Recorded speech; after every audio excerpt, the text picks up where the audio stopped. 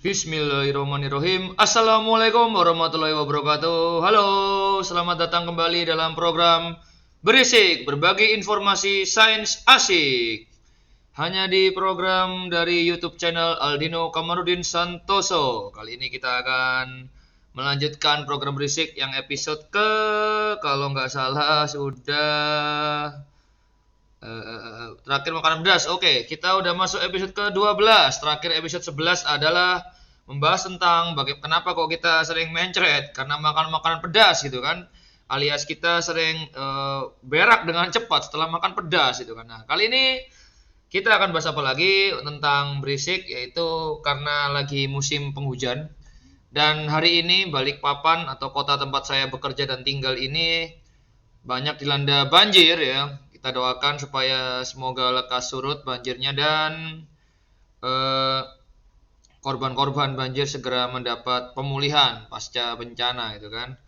Baik, sepintas banjir ini merupakan fenomena alam yang berasal dari hujan. Hujan itu adalah salah satu peristiwa alam yang berkaitan dengan air yang turun dari awan, dari langit gitu kan. Nah, pada kesempatan kali ini saya teringat konsep yang waktu itu saya pikir-pikir sekitar SMA atau kuliah ya, kalau nggak salah waktu kuliah atau SMA. Jadi waktu itu memang saya suka belajar biologi dan tertarik dengan siklus yang berkaitan dengan lingkungan ya, ekologi, atau waktu itu ada daur hidrologi kan.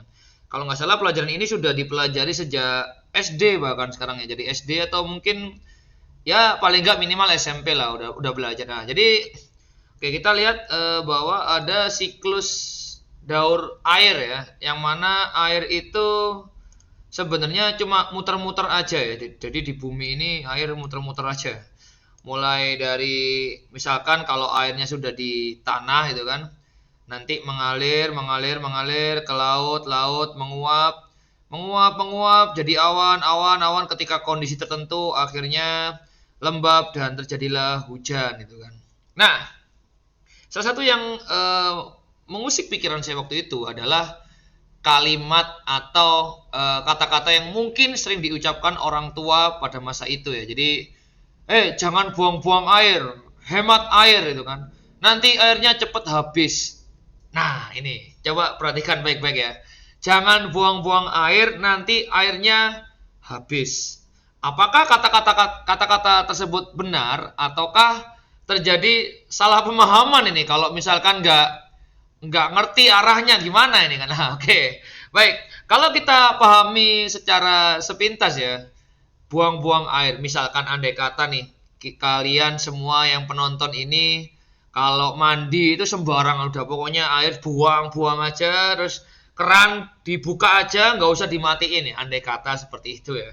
Cuma ini tolong jangan ditiru dulu dengan tanpa pengawasan ya. Nanti takutnya dimarahin orang tua ini. Ada anak-anak yang tiba-tiba ngeliat tuh kok nggak apa-apa buang-buang air. Ntar ini kita telaah dulu kata-kata jangan buang-buang air ini. Nah, ya, coba andai kata buang-buang air sembarangan. Nanti airnya ngalir kemana sih gitu kan? Nah, ini yang waktu itu saya kepikiran. Emang di toilet itu kan ada lubang untuk pembuangan WC dan sebagainya, air kencing sebagainya. Itu kan ngalir kemana ya gitu kan. Nah, ternyata secara umum air di toilet, terus bekas-bekas cuci piring dan sebagainya, cuci baju itu memang mengalir ke tanah atau ke selokan-selokan yang ujung-ujungnya ke laut gitu kan. Nah, setelah itu ya ngikut terjadilah lagi siklus hidrologi atau daur air ini gitu kan. Jadi mulai air itu mengalir ke bawah, menguap, naik lagi, terus balik lagi. Nah, yang ada di kepala saya adalah kan katanya air kalau dibuang-buang habis ya lah. Padahal siklus hidrologi ini kan ujung-ujungnya airnya nanti balik lagi gitu kan ini kan nanti kalau hujan kan balik lagi ke rumah kita gitu kan, atau balik lagi ke tanah kita gitu kan. Jadi artinya air ini nggak habis ya. Kecuali ini andai kata nih airnya nguap awan, terus awannya pindah planet ke planet Mars. Oh, berarti air di bumi ini bakal habis gitu kan. Lah, berarti wah ini gurunya ini ngajarin buang-buang air sembarangan nih. Katanya Pak Aldino nggak apa-apa buang-buang air sembarangan.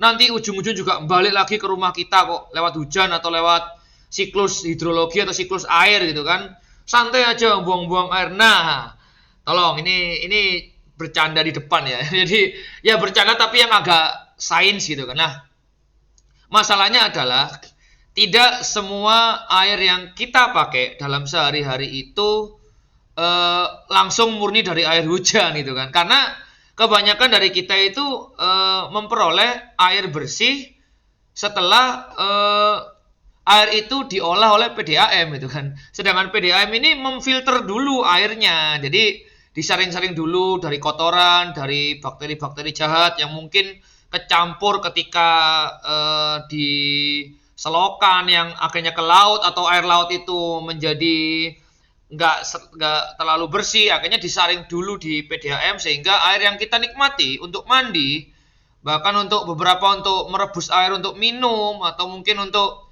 ya keperluan rumah tangga sehari-hari itu sudah yang sudah dikelola oleh perusahaan daerah air minum atau perusahaan air di seluruh dunia gitu. Yang artinya sebenarnya kata-kata jangan buang-buang air sembarangan karena air bisa habis itu miss ya, salah secara persepsi tadi salah ya. Yang benar itu gini, jangan buang-buang air sembarangan karena air bersih. Nah, air bersih ini penuh perjuangan untuk mendapatkannya.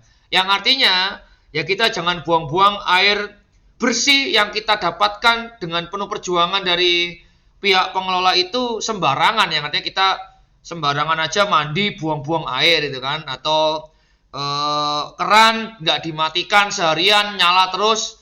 Itu kan keran itu air yang keluar, air dari PDAM atau air dari perusahaan air itu kan sudah diolah gitu kan. Jadi kalau dibuang sia-sia, ya sia-sia juga orang yang ngelola atau pengelolanya tadi gitu kan. Udah usaha dikelola, kita sia-siakan. Maka itu kita harus menghargai pekerjaan dari orang-orang yang sudah mengupayakan air bersih untuk kehidupan umat gitu kan. Ya walaupun kan kita bayar Pak, ya maka terserah kita dong. Ya bayar sih bayar, tapi kan kalau semuanya itu ngikuti nafsu untuk sembarangan buang air, dan tenaga pengelola PDAM atau tenaga pengelolanya pengelola air bersihnya dikit, yang terjadi nanti krisis air nanti nyalain siapa lagi. Nah, maka dari itu kita tetap harus menjaga supaya kebutuhan air bersih ini tetap seimbang gitu kan. Nah, terus bagaimana dengan kadang akhir-akhirnya ada fenomena yang agak unik ya, ada hujan es batu gitu kan. Memang kalau nguap ini yang nguap es batu gitu kan. Jadi, Pak, kan ini air laut, kan yang nguap air. Masa waktu turun hujan jadi es batu lah? Itu memang ada kondisi-kondisi tertentu yang mana awan ini tidak dalam kondisi yang biasanya. Jangan-jangan awannya sangat dingin sehingga esnya membeku. Yang turun jadi hujan ini adalah es batu ya, walaupun ukurannya kerikil-kerikil ya. Kalau es batunya sekelapa itu bahaya juga ya, horor juga ya. Ya paling enggak tidak terlalu sering kan hujan es batu ya, karena memang dalam kondisi tertentu cuaca sangat ekstrim, sangat dingin banget mungkin ya, jadi airnya enggak cuma air biasa. Terus ada juga mungkin ada hujan katak ya, mungkin kalau nggak salah di India, kalau pernah browsing itu ada hujan katak di India, kalau nggak salah setahu saya waktu itu yang nguap itu adalah kebetulan ada telur-telur katak. Jadi telur katak itu mungkin sangat ringan, kecil banget, sehingga bisa nguap ikut air ke awan. Setelah di awan ternyata telur katak ini menetas jadi berudu, jadi katak, sehingga waktu turun ke bumi lagi hujan katak itu kan. Ada lagi hujan darah, airnya warna merah lah, itu berarti mungkin yang nguap ini ada pewarna-pewarnanya mungkin ya, mungkin, tapi mungkin di browsing lagi supaya lebih jelas. Nah, itu info tambahan tentang siklus hidrologi yang mana saya ingin meluruskan.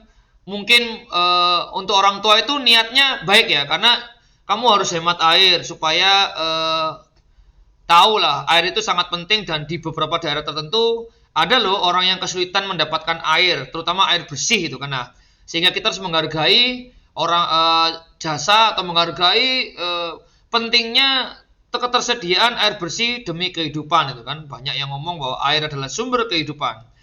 Dan yang agak miss adalah ya tadi, atau konsep yang agak salah adalah buang-buang air sembarangan menyebabkan air habis. Ya, padahal enggak, karena air itu cuma muter aja di bumi ini.